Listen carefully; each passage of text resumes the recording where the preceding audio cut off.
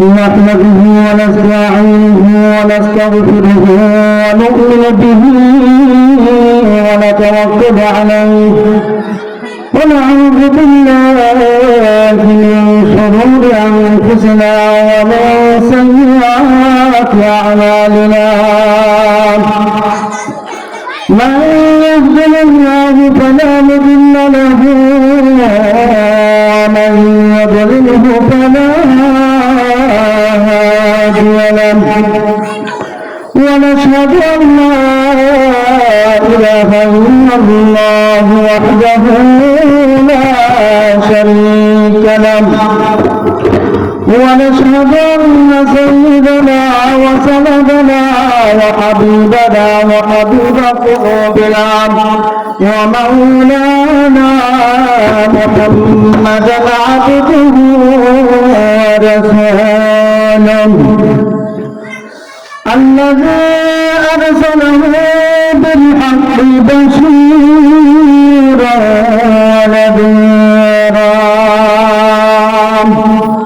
وداعيا إلى الله بإذنه وسراجا وقمرا منيرا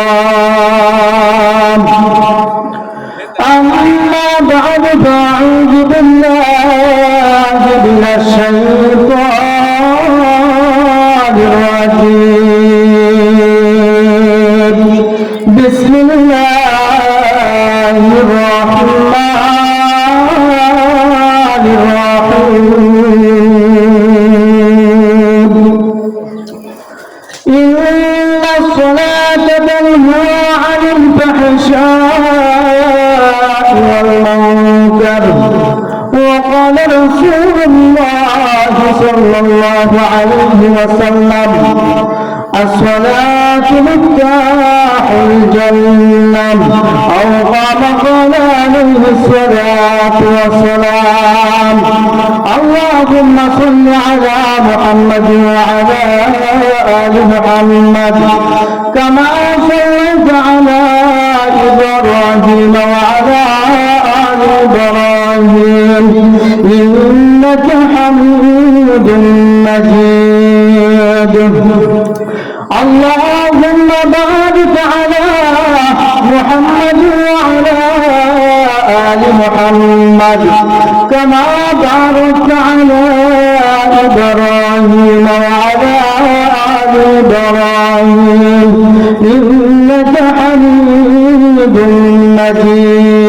مجيد صدق الله المولى العظيم وصدق رسوله النبي الكريم ونحن على ذلك لمن الشاهدين والحمد لله رب العالمين الحمد لله ইকরা নুরানি তালিমুল কোরআন মহিলা মাদ্রাসা কর্তৃক আয়োজিত ইসলামী সম্মেলনে শ্রদ্ধাভাজন সভাপতি প্রধান অতিথি হযরত উলামায়ে কেরাম বিভিন্ন এলাকা থেকে আগত মুসল্লিয়ান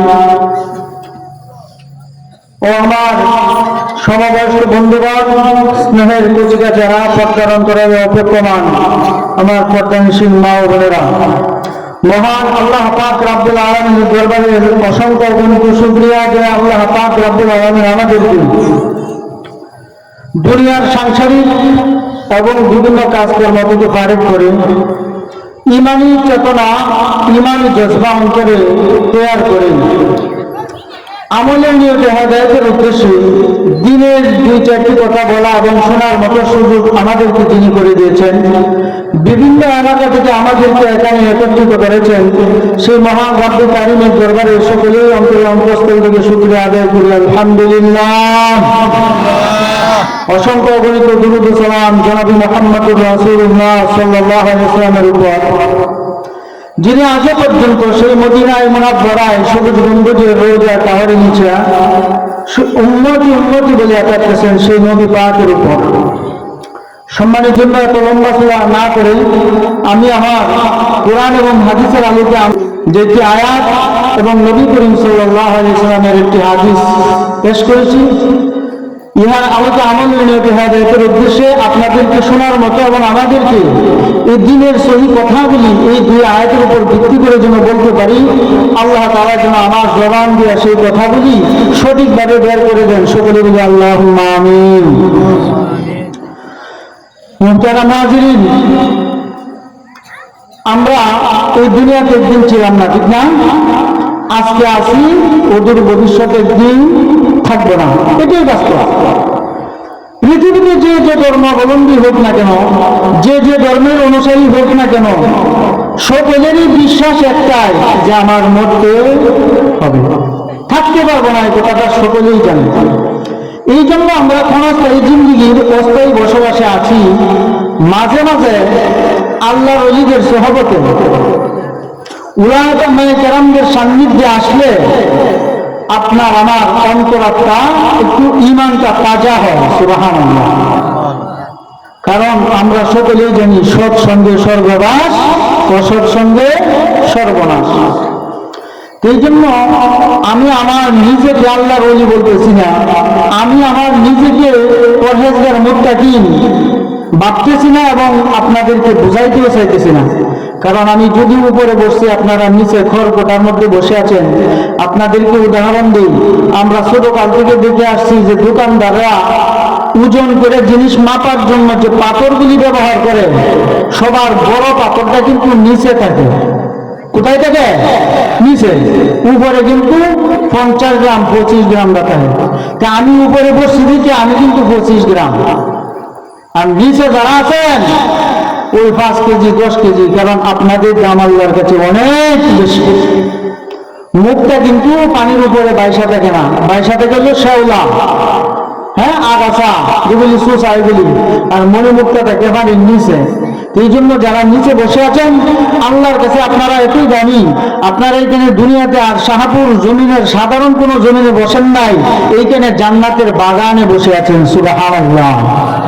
মানুষ নেককার পরহেজগার মুত্তাকিন বান্দাদের সংসর্গে থাকতে থাকতে অনেক সময় সুর বাটপারও আল্লাহর ওলি হয়ে যায়। সুবহানাল্লাহ।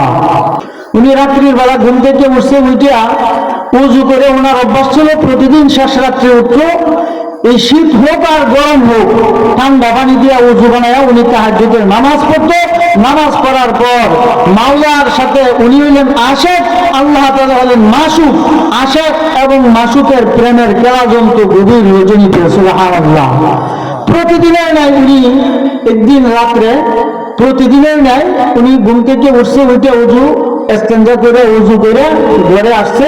ঘরের দরজা বন্ধ করতে আর মনে নাই, ঘরের লাইট বন্ধ। তো এইদিকে আবার সুর যাইতেছে, সুর চিন্তা ভাবনা করতেছে যে কোন বাড়িতে গিয়া হিল বুদ্ধ উড়ন যাব, কোন বাড়িতে শীত কাটা যাবে। ঘুরতে ঘুরতে দেখে যে এই বাড়িওয়ালা তো দেখা যা ঘরের দরজা খোলা রেখে কি করছে, ঘুমায় গেছে।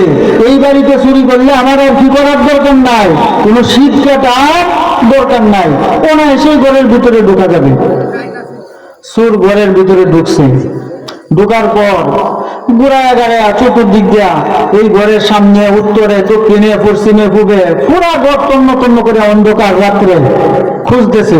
আর আল্লাহর ওলি কিন্তু নামাজে মাওলার সাথে প্রেমের খেলা জোড়াইছে।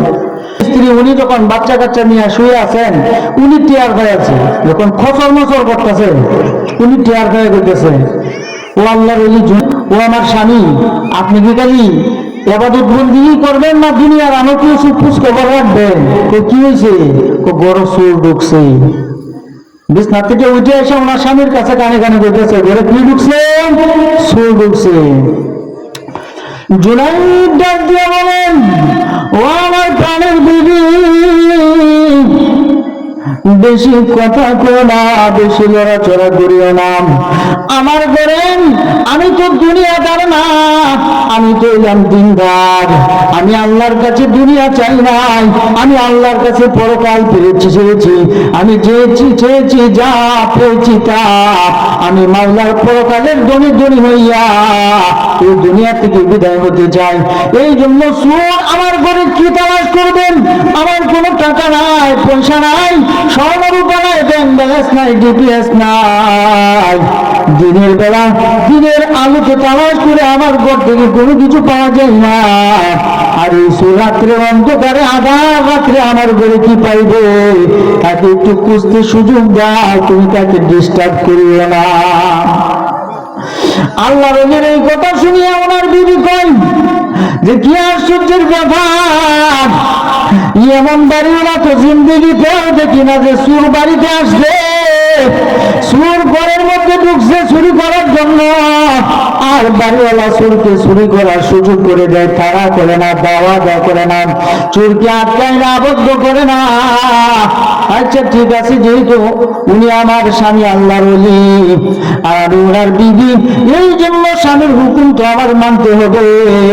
উনি গায়ে মাথায় খাতা দিয়া চুপ করে এই বিছনায় শুয়ে রয়েছে, উনি খেলাটা দেখতেছে যে কি হয়। সুর তন্ন তন্ন করিয়া ঘোরাফেরা করিয়া দেখে যে কিছুই পাইল না। ডেট পাতিল বিষয় হকুল্লা ভাত তরকারি আছে কিনা, কারণ যারা দুনিয়াদার তাদের কোনো দুনিয়ার মাল সম্পদ পাওয়া যাবে, কিন্তু যারা দিনদার তাদের কাছে আজকে কি খাইলে আগামীকাল কি খাবে এই চিন্তা তারা করে না, কারণ আজকেই তো আমি মারা যেতে পারি। সুর যখন সমস্ত করার পর গড় হয়ে যায়, তখন এই বাড়ির মালিককে বর্ত শোনা দেয় যে এমন বাড়ির মালিক কি আবার বাড়িওয়ালা হয় যার ঘরে আমি তন্ন তন্ন করে পুরা ঘর তালাশ করলাম, কিছুই পাইলাম না। এমন লোককে আবার বাড়িওয়ালা হয়, ঘরে বাড়িওয়ালা কয় কিছুই না। এই কথা বললে যখন ওই সুর বাড়ি থেকে বের হয়ে যায়, বলে বাবা তুমি কি পাও নাই, আমার কোন জিনিসের অভাব? বাবা যায় না, তুমি আসো আমার কাছে, আসো আমার পাশে এসে বসো, তোমার কোন জিনিসের প্রয়োজন সব কিছু আমাকে আমার আল্লাহ দিয়েছে, সব কিছু আমার কাছে আছে। সুর মনে মনে এই কথা শুনে ভাবতেছেন যে হয়তো ওনার যা ধন সম্পদ, সোনা রূপা গহনা গাছি, টাকা পয়সা ব্যাংক ব্যালেন্স যা আছে, রাত্রি অন্ধকারে যখন উনি আবাদতে নিমগ্ন অবস্থায় সবগুলি গাঠুরি বাইরে এই মাল সম্পদগুলি মনে হয় হেফাজতের জন্য ওনার কাছে রেখে আবাদত করতেছে, যেহেতু সব আছে। আচ্ছা ঠিক আছে, আমি যাব না, উনি আসছি তো আমি আসছি, আপনার কাছে কি আছে দেন। ও আল্লাহর বান্দা, আমার কাছে যে ধন দৌলত আছে এইগুলি নিতে হবে, এইগুলি হলো পবিত্র মাল। এই পবিত্র মাল হ্যান্ড ওভার করতে হলে তোমার ওযু আসেনি, যদি তোমার ওযু থাকে তাইলে আমি মাল তোমার কাছে হস্তান্তর করব, আর যদি ওযু না থাকে রে বান্দা তাড়াতাড়ি যাও ওযু করে আমার কাছে এসে বসো, এই পবিত্র মাল আমি তোমার কাছে হস্তান্তর করে দেব। সুবহানাল্লাহ। ওই ব্যক্তি কয় কি আশ্চর্যের ব্যাপার যে চুরি করতে আসলাম মাল পাইলাম না, আবার উনি বলতেছে ওনার কাছে সব মাল সঞ্চিত মজুদ রেখেছেন, ওনার মাল নিতে হইলে আবার ওযু করতে হয়। আমি তো ওযু করবো তো দূরের কথা, 10-15 দিনে তো গোসল করার সুযোগ পাই না, গোসলই করি না, আবার ওযু করবাম, ওযু করে তো কোনোদিন নামাজও পড়ি নাই। আচ্ছা ঠিক আছে, উনি যখন কইতেছে ওযু ছাড়া মাল আমারে দিত না, ওযু করে আসছে, ওযু করে আসছি আল্লাহর বুজুর্গ বান্দা, আমি ওযু করে আসছি, ওযু করে আসছো বাবা আমার ডান পাশে বসো, ওই যাই নামাজের কিনারে বসো বাবা, আমি কি বলি তুমি মনোযোগ সহকারে দিলের কানে শোনো, চামড়ার কান দিয়া শুনবা না, কারণ যে কোনো ওয়াজ নীতি হয় কোরআন এবং হাদিসের বাণী যখন কোনো বান্দা বান্দি শুনে এইগুলি চামড়ার কান দিয়া শুনলে হবে না, এইগুলি দিলের কান দিয়া শুনতে হবে, তাইলে আসর করবে, এইগুলি আমার ক্যাচ করবে, আমার দিলের মধ্যে যা প্রয়োজন দিলের কানে শুনতে হবে। বলে আল্লাহর বান্দা তুমি যদি আমার এই মাল তোমার কাছে আমি হ্যান্ড ওভার করি, হস্তান্তর করি, তাহলে তুমি দিনের কানে শোনো, যে মাল আমি তোমার কাছে হস্তান্তর করব তোমাকে আমি বলি মাল ও দৌলত তুনফুরুসুকারা হালাল মান পালায়ে মুলকে মাওলা জুল জালাল। ওরে আল্লাহর বান্দা, তুমি জানো না দুনিয়া তালাশ করে কিন্তু পরকালে কিছুই পায় না, সে দুনিয়াতে কিঞ্চিত পায়। মান কানা ইউরিদু হারসাল আখিরাহ নাজিদ লাহু ফি হারসিহি ওয়া মান কানা হারসাদ দুনিয়া নুতিহি মিনহা ওয়া মা লাহু ফিল আখিরাতি মিন নাসিব। এই দুনিয়াতে যারা দুনিয়া তালাশ করবে গো, আল্লাহ তাআলা দুনিয়াতে তাকে তার অমৃতের সুদা জীবনের সবচেয়ে মূল্যবান সম্পদ এই দুনিয়ার টাকা পয়সা জমি গাড়ি বাড়ি মনে কইরা আল্লাহ এবং আল্লাহর রাসূলকে যখন বান্দা বলে যায়, আল্লাহ এই দুনিয়াতে ওই দুনিয়াদারদেরকে নিমুখ হারামদেরকে কিছু দুনিয়া মাল সম্পদ দান করে। কিন্তু মান কানা ইউরিদুল হারসাল আখিরাহ, যে সমস্ত বান্দা বান্দি এই দুনিয়ার জগতে থেকে দুনিয়ার দান দৌলত টাকা পয়সা সোনা রূপা ব্যাংক ব্যালেন্স জিপিএস এইগুলিকে তুচ্ছ গণ্য মনে করে পরকালের তুলনায় এইগুলি কিছুই না, একমাত্র আসল ধনের দুনিয়া আমার মাওলা। যেহেতু আল্লাহ তাআলা বলেছেন আনা গানিয়্যুন ওয়া আনতুমুল ফুকারা, আমি একমাত্র দুনিয়াতে তোমরা যারা আছো সবাই হলো মিসকিন। যে আল্লাহ বলতেছে আমি একমাত্র ধনী, আর দুনিয়াতে যত মানুষ আছো তোমরা সবাই কি ফকির। এই জন্য বলতেছে ও বান্দা জানিয়ে রাখো, আমি দুনিয়াতে আল্লাহর কাছে মাল দৌলত টাকা পয়সা ধন সম্পদ ব্যাংক ব্যালেন্স জিপিএস সোনার উপর কিছুই চাই না। আমি এই দুনিয়া থেকে আখিরাতের উপর প্রাধান্য দেই না, আমি আখিরাত থেকে দুনিয়ার উপর প্রাধান্য দিয়া আমি সব সময় আল্লাহর কাছে পরকালের ধনী হওয়ার জন্য কি করতেছি, টান দিয়ে কেন বৈশা। তুমিও যদি সেই ধনী হতে চাও, তুমি আমার পাশে বসো, বৈশা আমার সেই মাসুদকে ডাক দাও, তুমিও একজন আশিক হয়ে যাও।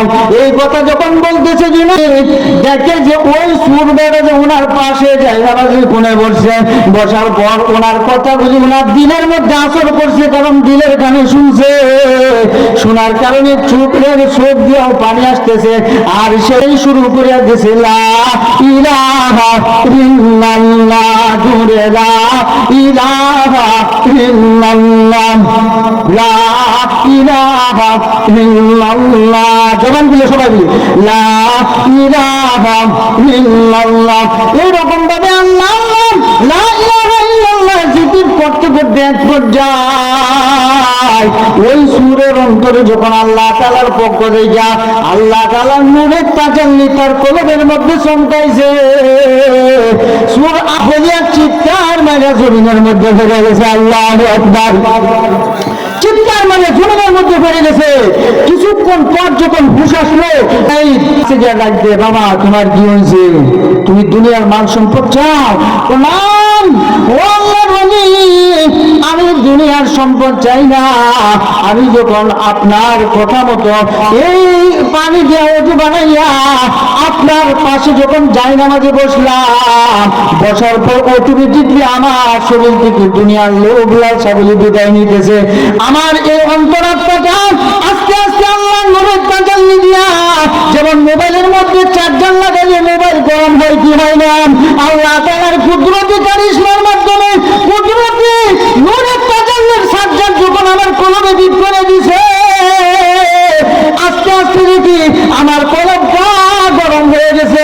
এই জন্য আল্লাহ নূরের তাজাল্লি আমি সহ্য করতে না পেরে আমার আল্লাহকে ডাক পড়ে আমি চিৎকার মেরে জমিনের মধ্যে অজ্ঞান হয়ে পড়ে যাই। ও আল্লাহ বলেন আমার দুনিয়ার ধন সম্পদ টাকা পয়সা দিনার দিরহাম স্বর্ণ রূপার কোনো কিছুর প্রয়োজন নাই। আপনি যে ধনের জন্য ধনী হতে চান, যে ধনের জন্য আপনি আশে করে মাসুদকে তালাশ করেন গভীর রজনীতে, আর আমি সুর ওই দুনিয়ার সম্পদের জন্য মানুষের বাড়ি বাড়ি জঙ্গলায় আশেপাশে ঘুরে ফিরে আমি দুনিয়াদার হওয়ার জন্য মানুষের মাল আত্মসাৎ করার জন্য ঘুরতাম।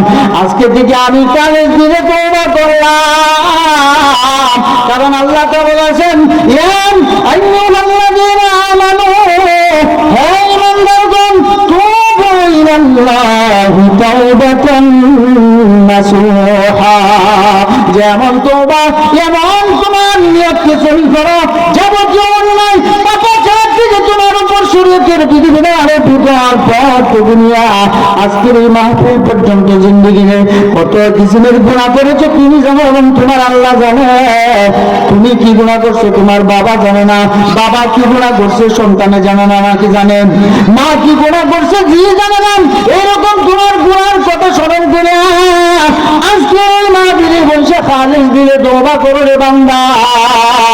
হতে পারে তুমি বাড়িতে যাওয়ার আগে আল্লাহ তাআলা তোমাকে ঈমানদারদের কাতারে, সালফে সালিহিন মুত্তাকিনদের কাতারে নামটাকে লিস্ট বানাইয়া মৃত্যুর সময় তোমাকে কালেমা নসিব করাবেন। সুবহানাল্লাহ। এই জন্য আল্লাহ বলে বলতেছে, যাও আল্লাহর বান্দা, আমি দুনিয়া চাই না, আমি আল্লাহর কাছে পরকাল চেয়েছি। আমি আমার এই মারেফতের জিহ্বা দিয়া এই হীরার চেয়ে চুলের চেয়ে চিকন বানায়া যখন আমি গভীর রজনীতে আল্লাহ আল্লাহ করে ডাকি, তখন আমি খেতে কামারে ফেরেও যদি আল্লাহকে ডাক দিই আল্লাহ আমার ডাকে সাড়া দেয়। আমি যদি পুকুরে দেখে ডাক দিই আমাকে সাড়া দেয়। আমি যদি রাতের গভীর অরণ্যে কোনো জঙ্গলে দেখে ডাক দিই ওখান থেকে আল্লাহ আমার ডাকে সাড়া দেয়। এই জন্য দুনিয়া আমার দরকার নাই, আমি একমাত্র চাই পরকাল। সুবহানাল্লাহ। ওই সুর এ আল্লাহর সান্নিধ্য পাইয়া তাজকিরাতুল আউলিয়ার মধ্যে আল্লামা ফরিদুদ্দীন আকবর রাহমাতুল্লাহ আলাইহি বলেন, ওই সুর আল্লাহর সান্নিধ্য পাইয়া জগৎ বিখ্যাত আল্লাহর ওলি হয়ে গেছে। সুবহানাল্লাহ। এই জন্য আজকের এই মাহফিল এটা দুনিয়ার সাধারণ কোনো মাহফিল না, এটা হলো উলামায়ে কেরামদের মজলিস, জান্নাতের বাগান। এই বাগানের সংস্পর্শে যারাই এসেছে, যদিও আপনারা খড়কুটার মধ্যে বসে আছেন, মূলত এখানে জান্নাতের বাগানেই বসে আছেন। সুবহানাল্লাহ।